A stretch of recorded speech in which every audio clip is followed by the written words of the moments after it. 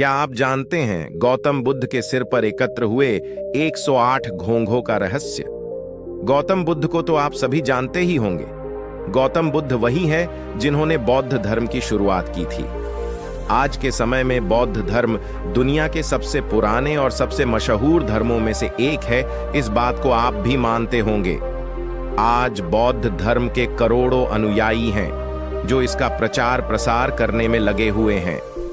आपको पूरी दुनिया में भगवान बुद्ध की हजारों लाखों प्रतिमाएं दिख जाएंगी जो बहुत खूबसूरत और आकर्षक होती हैं। कई प्रतिमाएं तो ऐसी हैं जिन्हें यूनेस्को वर्ल्ड हेरिटेज साइट की सूची तक में जगह मिली हुई है। गौतम बुद्ध के बारे में बात करें तो उनकी प्रतिमाएं बहुत आकर्षक होती हैं। कहीं आपको उनकी साधना करने वाली प्रतिमा मिलेगी तो कहीं ध्यान करने वाली। सभी प्रतिमाएं अपने आप में अनोखी हैं। खैर, इन सभी प्रतिमाओं में एक चीज सामान्य है और वह है गौतम बुद्ध की हर प्रतिमा में नजर आने वाले उनके घुंघराले बाल। लेकिन इसके पीछे की असली कहानी अगर हम आपको बताएंगे तो आप हैरान रह जाएंगे। क्या है गौतम बुद्ध के बालों का रहस्य? गौतम बुद्ध की हर प्रतिमा में जो आप घुंघराले बाल देखते हैं वह असल में बाल है ही नहीं। जी हाँ, अब आप सोच रहे होंगे कि फिर वह आखिर क्या है। जी, दरअसल गौतम बुद्ध के सिर पर जो घुंघराले बालों जैसे दिखाई देते हैं वह बाल नहीं बल्कि ढेर सारे स्नेल घोंघा है। सुनकर आपको आश्चर्य हो रहा होगा ना कि ऐसा कैसे? तो हम आपको इसके पीछे के भी रहस्य के बारे में बताने जा रहे हैं। आत्मज्ञान की प्राप्ति के लिए बौद्ध भिक्षु करवाते हैं मुंडन। बौद्ध धर्म के त्रिपिटक में से विनय पिटक ग्रंथ में बहुत से दिशा निर्देश लिखे हुए हैं।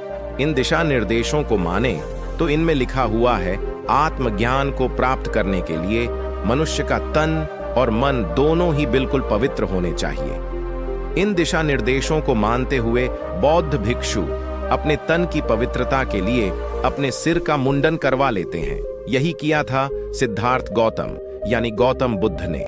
उन्होंने जब अपने राज्य का त्याग किया था तो उसी दौरान उन्होंने भी अपना मुंडन करवा लिया था। कैसे? गौतम बुद्ध के सिर पर आए घोंघे कहा जाता है एक बार गौतम बुद्ध ध्यान में मग्न थे। उस दौरान वह पेड़ के नीचे बैठे थे और साधना कर रहे थे। साधना करते करते वह इतने अधिक ध्यान में लीन हो गए कि उन्हें बाहर के बारे में कुछ पता नहीं रहा। बाहरी दुनिया को भुलाकर वह साधना में डूब गए। जिस समय गौतम बुद्ध साधना में लीन थे उस समय मौसम गर्मी का था और सूरज ठीक गौतम बुद्ध के सिर के ऊपर था। इस दौरान भी गौतम बुद्ध कड़ी तपस्या में लगे हुए थे।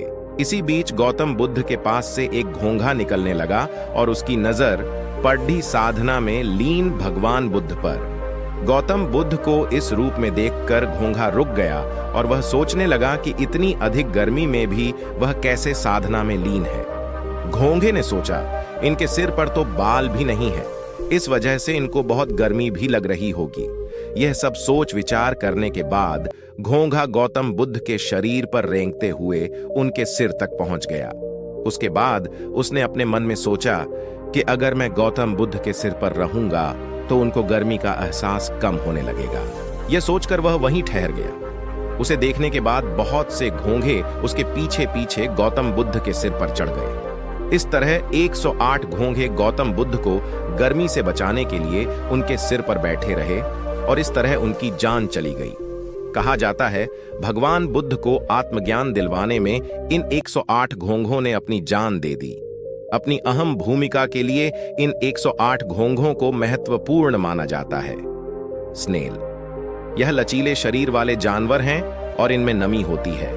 इन्हें जब भी पकड़ा जाए तो ठंडक का एहसास होता है। अपनी इन्हीं बातों को ध्यान में रखते हुए घोंघे गौतम बुद्ध को गर्मी से बचाने के लिए उनके ऊपर बैठ गए और अपने प्राण त्याग दिए। आज गौतम बुद्ध की मूर्तियों के सिर पर जो घुंघराले बाल जैसी आकृति बनाई जाती है वह असल में घोंघे हैं। एक अन्य भी है कहानी। कुछ लोगों का यह मानना है कि जब गौतम बुद्ध साधना में लीन हुए तो उनके बाल बढ़ गए थे। उस दौरान जब भयंकर गर्मी आई तो गौतम बुद्ध के सिर के सारे बाल जल गए और सभी घुंघराले आकार के हो गए। वैसे आप जानते ही होंगे आज भी विश्व के ऐसे कई गर्म इलाके हैं जहां लोगों के बाल जलकर घुंघराले हो जाते हैं। इसी को आधार मानते हुए आज कई लोग इस कहानी पर यकीन करते हैं। क्या है सच? इन दोनों कहानियों में से कौन से कहानी सत्य है, इसके बारे में कुछ कहा नहीं जा सकता है। सभी की अपनी अपनी राय है। आप लोगों को यह कहानी अच्छी लगी हो तो प्लीज चैनल को लाइक और सब्सक्राइब जरूर करें।